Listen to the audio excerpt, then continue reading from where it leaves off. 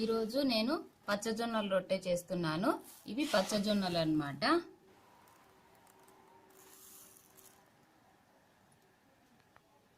వీటిలో పిండి పట్టించుకున్నప్పుడు బియ్యం కలపాల్సిన అవసరం లేదు. ఇవి వచ్చేసి తెల్ల జొన్నలు అంటారు. ఇవి వచ్చేసి మహీంద్రా జొన్నలు.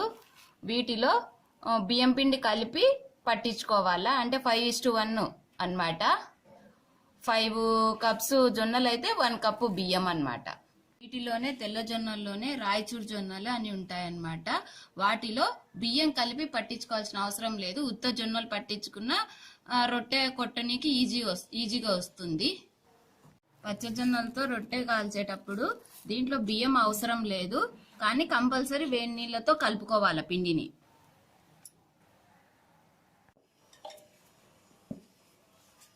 ఇలా పిండి పట్టించుకోవాలి.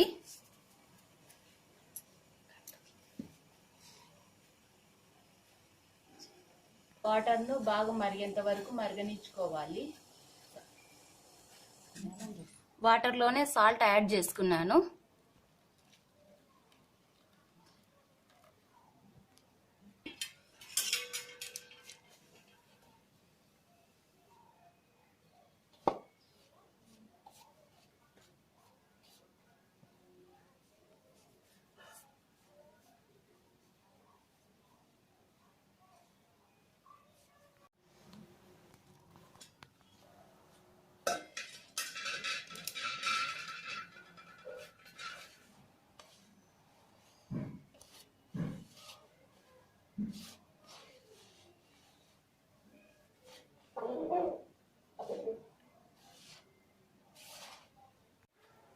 ఇలా కలుపుకోవాలా పిండిని.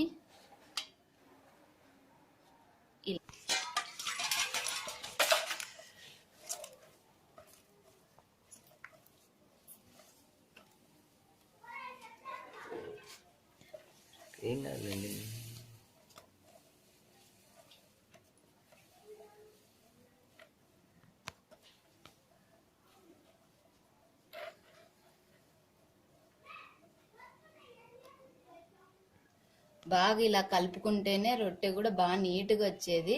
రాని వాళ్ళకు కూడా ఎంతసేపు రొట్టె పిండిని బాగా కలిపితే జిగటొచ్చేంత వరకు బాగా రొట్టె వస్తుంది అన్నమాట. అప్పుడు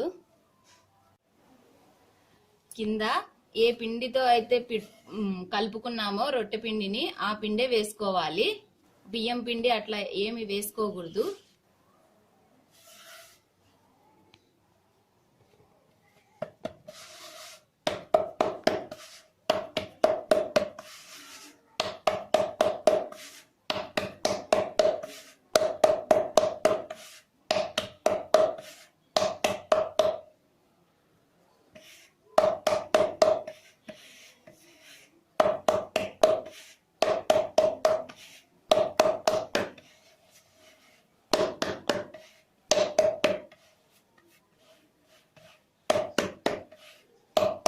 అలా తిప్పుతూనే కాల్చుకోవాలి. రొట్టెను తిప్పుతూనే కొట్టుకోవాలి అన్నమాట.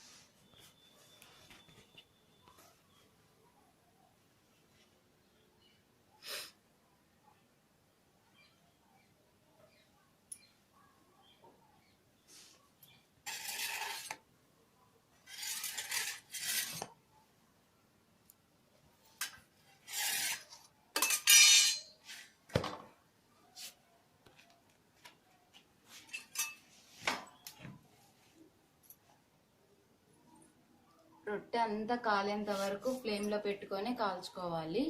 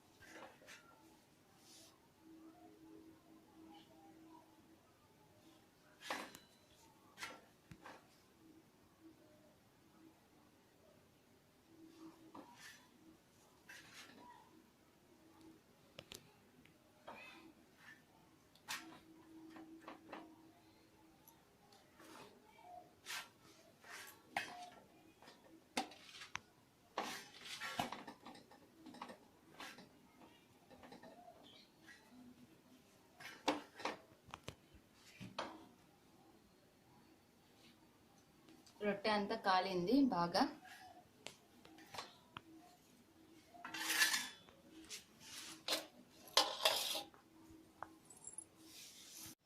ఇది వచ్చేసి పచ్చజొన్న రొట్టె రెడీ అయింది. పచ్చజొన్న రొట్టె కొంచెం కలరు ఎల్లోగా ఉంటుంది, పచ్చగా ఉంటుంది. ఈ రెండు వచ్చేసి పచ్చజొన్న రొట్టెలు, ఈ రెండు తెల్లజొన్న రొట్టెలు. వీటికి తేడా చూడండి, ఇవి పచ్చగా ఉన్నాయి కొంచెం, ఇవి వైట్ గా ఉన్నాయి తెల్లగా.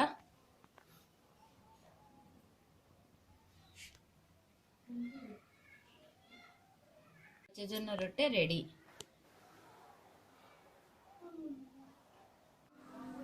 మన పెద్దవాళ్ళందరూ పచ్చజొన్నలే యూజ్ చేసేవాళ్ళు. తెల్లజొన్నల కన్నా పచ్చజొన్నలు చాలా హెల్దీ. మనము కుదిరితే పచ్చజొన్నలతోనే రొట్టె చేసుకొని తినడం మంచిది. Please like, share, subscribe my channel.